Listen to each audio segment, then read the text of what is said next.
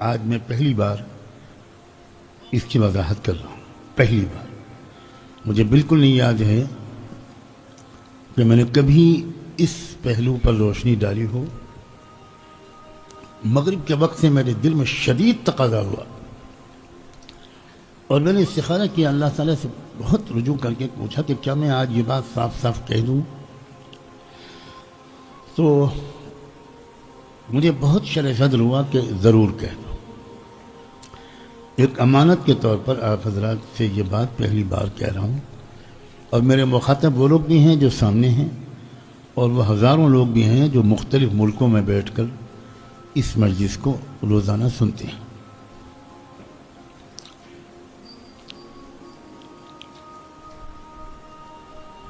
میں حجر اسود پر ہاتھ رکھ کر, خانہ کعبہ کا پردہ پکڑ کر یہ قسم کھانے کو تیار ہوں کہ دنیا میں بہت بڑی تبدیلی کا وقت قریب ہے,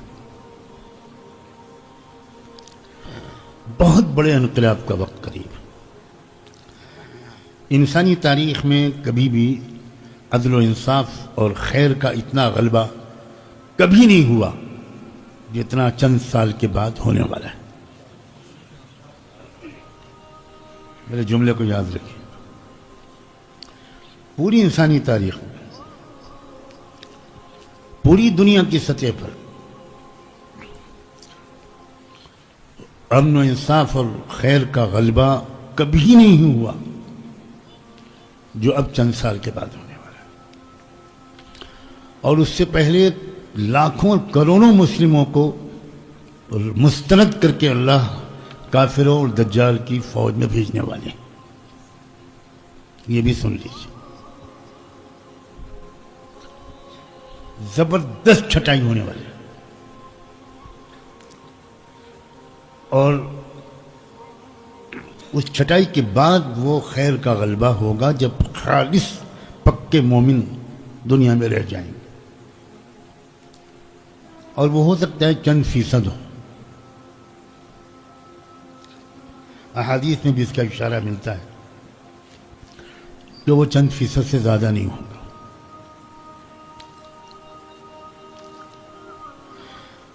اور میں آج یہ بات پہلی بار کھل کر اس لیے کہہ رہا ہوں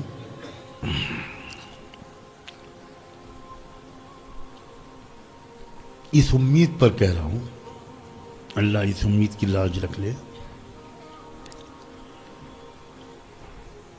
اور ان علماء کی گواہی کی بنیاد پر کہہ رہا ہوں جن کے علم اور تقوی پر الحمدللہ مجھ کو پورا اعتماد ہے.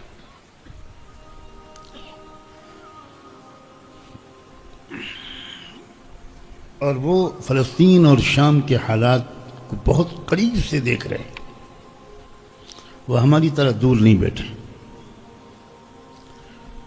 اسی سرزمین پر رہ رہے ہیں, اور وہاں کے جو دن بدن نئے حالات آ رہے ہیں ان کو وہ قرآن و سنت کی روشنی میں سمجھ رہے ہیں.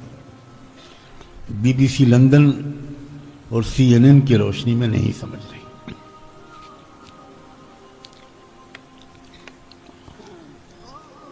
اور وہ بتا رہے ہیں الحمدللہ اس عاجز کا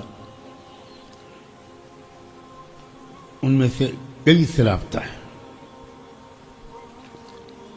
وہ بتا رہے ہیں کہ ہو کیا رہا ہے اور آثار کیا ہیں اور کن مرحلوں سے گزر کر ہم کس منزل تک پہنچنے والے ہیں.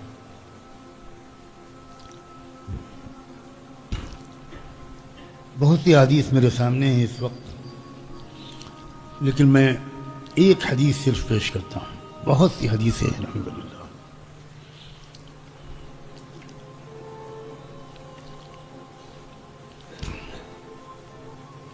سیدنا علی بن ابی طالب رضی اللہ عنہ وکرم اللہ وجہہ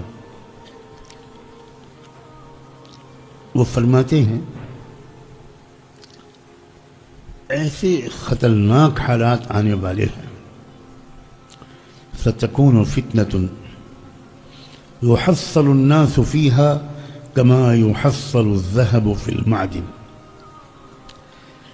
جس طرح سونے کو آگ میں رکھ کر تپایا جاتا ہے، سارا میل کچیل اور ملاوٹ جو کچھ اس کے اندر ہے اس کو گندگی کی طرح بہا دیا جاتا ہے، اس طرح انسانوں کو سخت آزمائشوں کی آگ میں تپایا جائے گا۔ آپ سمجھ سکتے ہیں اس کا کیا مطلب ہے؟ ہمارے اندر جتنا میل کچیل ہے، ہم میں سے جتنوں کے اندر، وہ سب الگ کر دیے جائیں گے۔ اللہ اکبر! یہ سن کر چیخیں نکلنی چاہیے۔ ہم بہت آرام سے سن رہے ہیں، آرام سے۔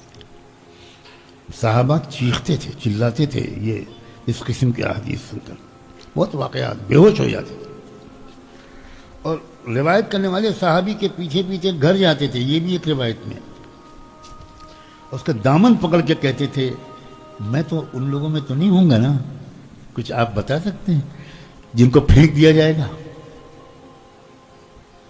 ہمیں تو سن کر کوئی ڈر بھی نہیں لگتا۔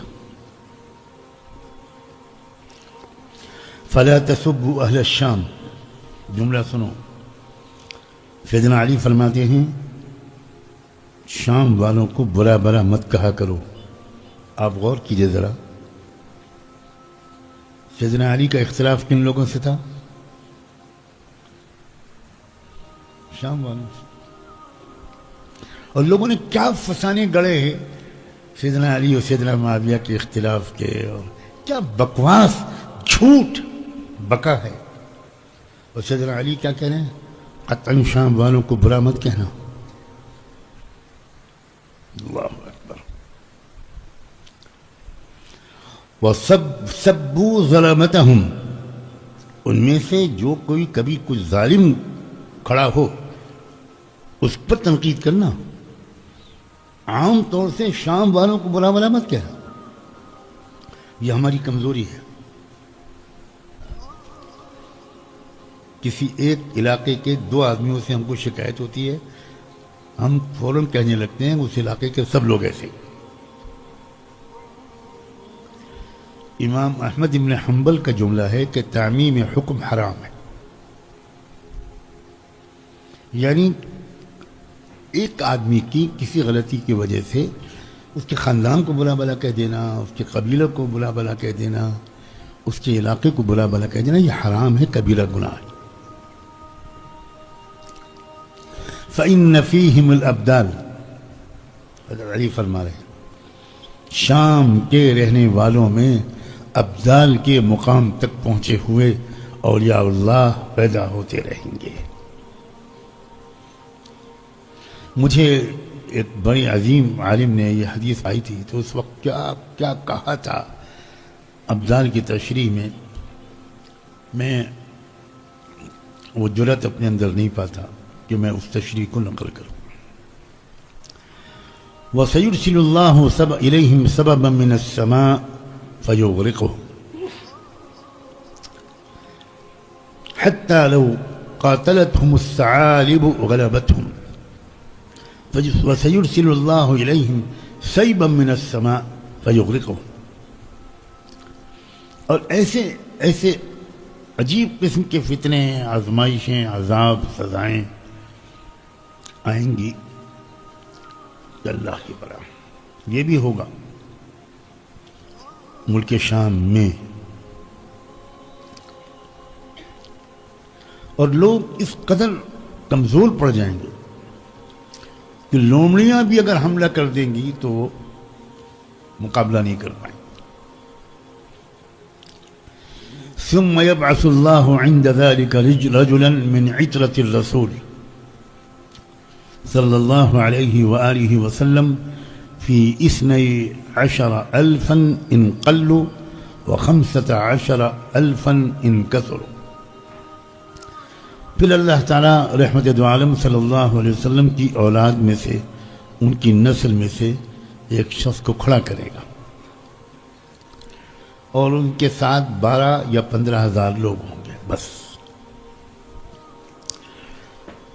امارتهم او علامتهم امد على 3 رايات، جب کوئی فوج اپنی کارروائی کرتی ہے تو اس میں ایک کوڈ ورڈ طے ہوتا ہے کہ آپس میں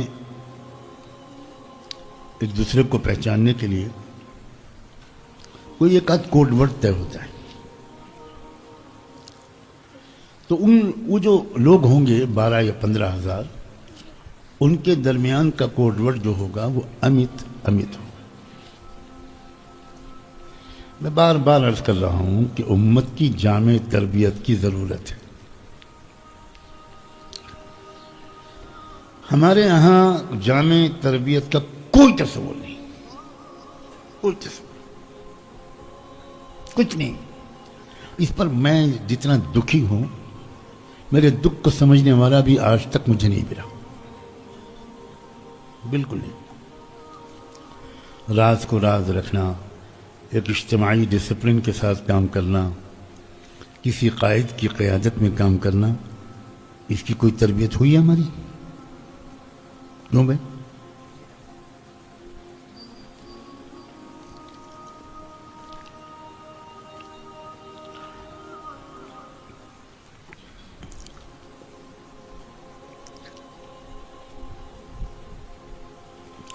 تین جھنڈے ہوں گے ان کے دشمنوں کے مقابلے میں، جو ان کے مقابلے میں ہوں گے ان کے 7 جھنڈے ہوں گے. کیا تفصیلات اس دور میں منطبق ہو رہی ہیں میں نہیں بتاؤں گا، جو فیس دے گا اس کو بتاؤں گا. شہادت یہ ہے فیس. بیگم سے پوچھ کیا ہے؟ مت ڈرے گی اور کل کو خانقاہ سے واپس بلا لیں گے. ہاں یہ امید ہے. تم مکاری کر سکتے ہو، وہ بہت اچھی ہے. اللہ، میں مذاق نہیں کر رہا ہوں. کاش ہمارے اندر جذبہ پیدا ہو.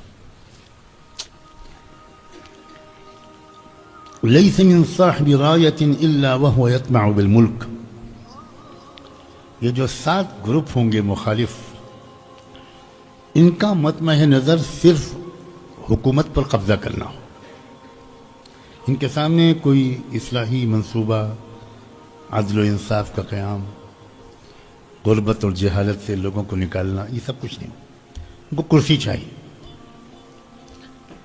فَيَقْتَتِلُونَ وَيُهْزَمُونَ. اور شروع میں شکست ہوگی. ثم يظهر الہاشمی. پھر اللہ تعالیٰ خاندان نبوت کا ایک فرد کو کھڑا کرے گا. فَيُرُدُّ اللَّهُ إِلَى النَّاسِ إِلْفَتَهُمْ وَنِعْمَتَهُمْ. اور اس کے ذریعے اللہ تعالیٰ لوگوں کو خوشحال کر دے گا، پرسکون کرتا ہوں وَنِعْمَتَهُمْ. فَيَكُونُونَ عَلَى ذَلِكَ. پھر وہ اسی طرح کی زندگی گزار رہے ہوں گے یہاں تک کہ وہ وقت آئے گا جب دجال نکل آئے گا. اس حدیث کو حاکم نے مستدرک میں روایت کیا ہے اور یہ کہا ہے کہ ھذا حدیث صحیح الاسناد. بہت سی حدیث ہیں، بہت سی حدیث ہیں اس موضوع پر. میں اس لیے یہ باتیں آج کل بہت بیان کر رہا ہوں، اللہ عالم بالصواب.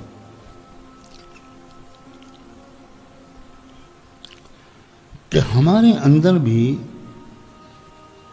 موجودہ حالات کی رعایت کرتے ہوئے شریعت کی روشنی میں دھیرے دھیرے بلکہ تیز رفتاری سے اجتماعی نظام کے تحت جینے کی مشق ہونی چاہیے. یہ مشق نہیں ہوگی تو ہم قافلے سے بہت پیچھے رہ جائیں گے. ملک شام کے موجودہ حالات نے یہ بالکل بتا دیا ہے کہ اب بہت جلدی دنیا کا نظام بدلنے والا ہے. ہمارے ملک میں اس کا کوئی تذکرہ میرے علم کے مطابق نہیں ہو رہا ہے.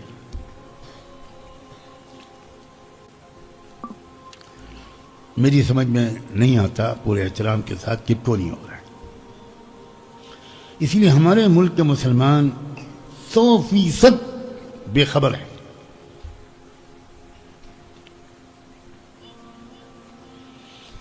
اجتماعی نظام کے تحت جینے کی مشق پہلے سے کرنی پڑتی ہے. دھیرے دھیرے وہ مزاج بنتا ہے کہ ہم اجتماعیت کے ساتھ، سمع و طاعت کے ساتھ، ڈسپلن کے ساتھ رہیں، ورنہ بالکل انفرادی دینداری ہے ہماری.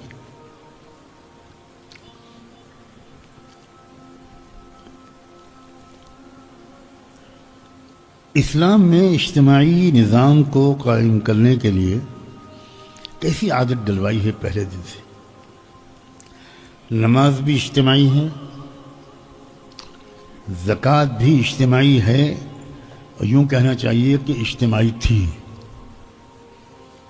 ہم لوگوں نے زکوٰۃ کو اجتماعی نہیں رکھا، اس کو انفرادی بنا دیا. روزے تراویح بھی اجتماعی. آپ غور کریں، ایک مہینے میں پوری امت مسلمہ ایک ساتھ روزہ رکھتی ہے. ایک اجتماعیت پیدا ہو جاتی ہے اس انفرادی عمل میں بھی.